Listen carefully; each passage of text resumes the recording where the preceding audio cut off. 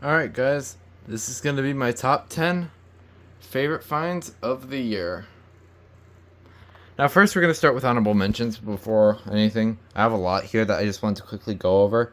So let's just start with some of the honorable mentions I have. In this case a lot, because I couldn't really figure out where I wanted to put these, and these just missed the list.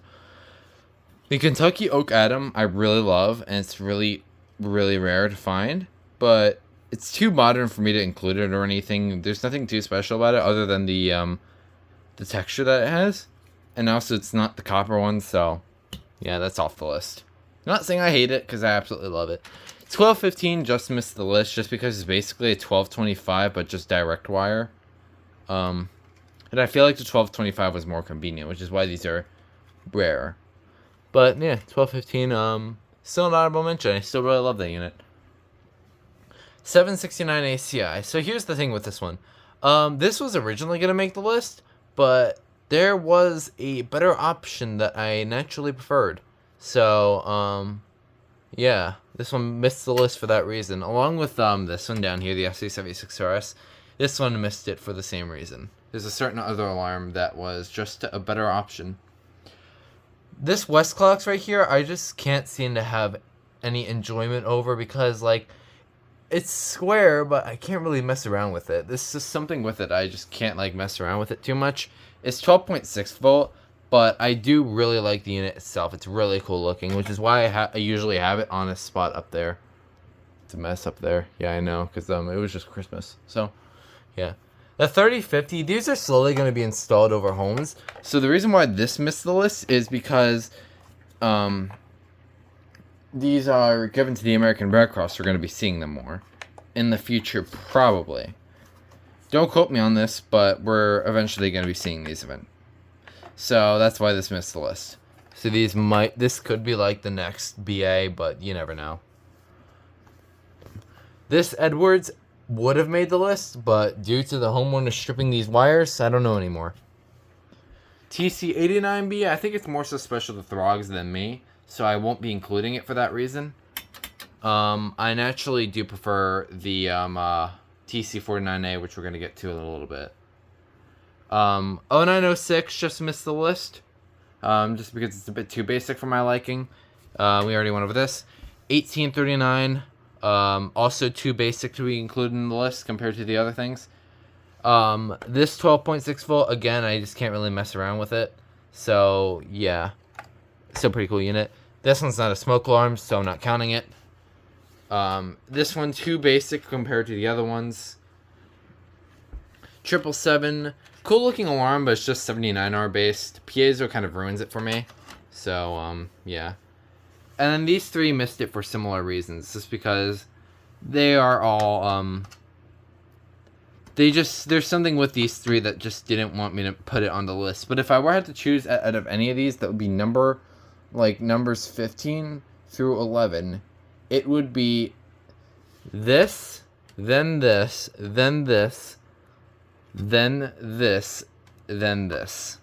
So that's 15 through 11.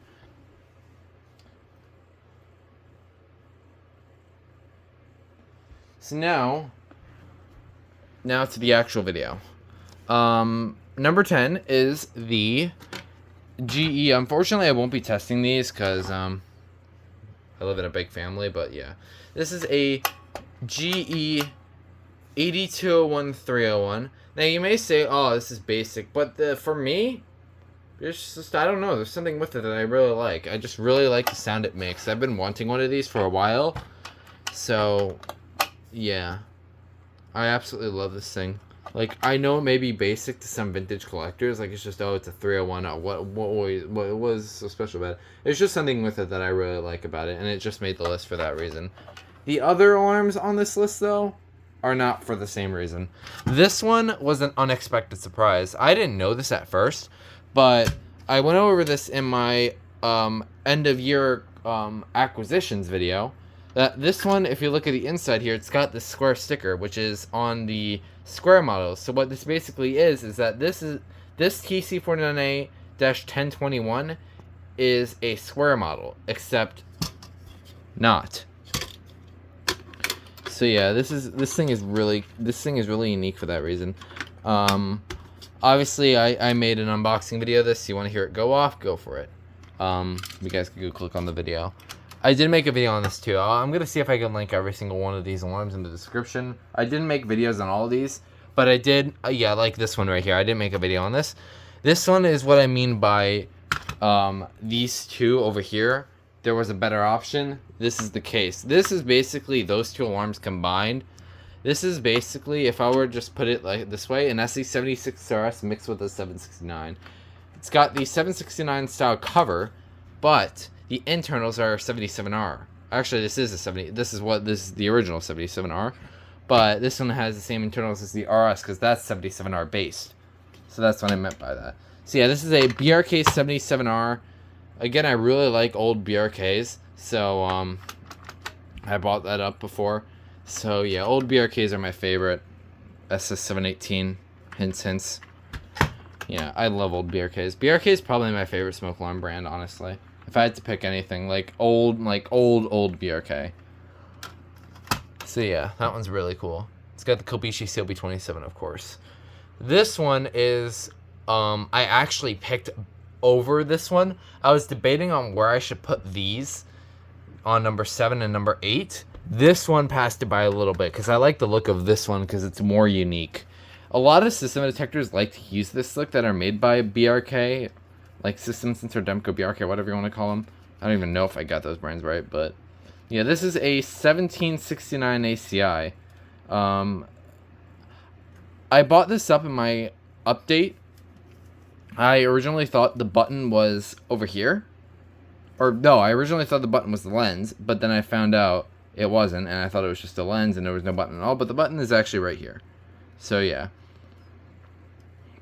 And when I'm thinking about it, honestly, it wouldn't make sense if this didn't have a button at all, because the one that came before it did have a button, and the one that came after it did have a button as well. So it wouldn't make sense if they just made this one buttonless. But yeah, I really like the system detector look at this one, and yeah, it's really cool. This one right here is modern, but I don't care. I can do whatever I want because it's my video and my collection. This is a first generation black Nest Protect I got for Christmas, so I literally got this a few days ago. So yeah, this one's fully original, black base and everything. This is battery operated. Yeah, I have the whole Nest Protect collection now. Very, very cool. Black Nest Protects are very rare, considering this one too. Jaden did get one of these recently, which is Canadian, which is I was losing my mind over, but then another one popped up that I decided to ask for Christmas, and I got it. That was a very nice surprise. This one came from Leah Woods, like the 1769. This is a NuTone S-185. The reason why this wouldn't have been higher is because these four are just too good that I just couldn't place this over. And also, this is a rebrand of my third Holy Grail, so I couldn't put this like at number 3 or 2 or something. So, yeah, it's got the Delta one, I'm pretty sure. Only NuTone I have, so yeah. This is based off an ESL. The ESL model is my third Holy Grail, but I always forget the model. I think it's 906. You just let me know. I should know it by heart if it's my Holy Grail. This one was not one of my Holy Grails. It was actually a unexpected snatch. This is a Sears 246.57311. This made it number 4 solely because it's a very interesting rebrand of a BRK 3000. Again, I really like old BRKs. You can see it's got like a 77R style look in there, except it's got a photoelectric sensor, which is this thing right here.